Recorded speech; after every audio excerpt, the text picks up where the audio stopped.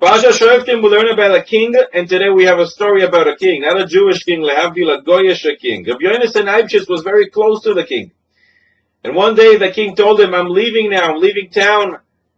There's only two entrances to town, the big entrance and the small entrance. Tell me, when I come back, what entrance do you think that I'm going to use? He wanted to challenge Rabbi Yonasan, to see how he thinks, to see how clever he is. And Rabbi Yonasan says, it doesn't make a difference what I'm going to do, you're going to do the opposite. So the king says, so what do you suggest? And Rabbi Yonasan answered, I'll write what I think on a piece of paper. We will hand it over to someone we both trust. When you come back, you open the note and you see if I was right. And the king agreed. The king traveled and then he started thinking. This is pretty confusing. What did Rabbi Yonasan write on his note? He probably expects me to go through the big entrance.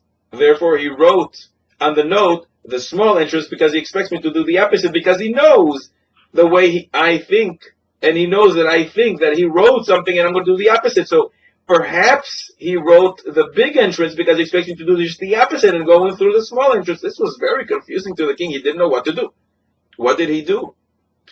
He decided to make another entrance, the third entrance to town. That is what he did, and that is how he came back. He opened the note. What did Rabbi Yonasan write in the note? Rabbi Yonasan is all Kodesh Kodashim. He is all Torah. His whole brain is just Torah.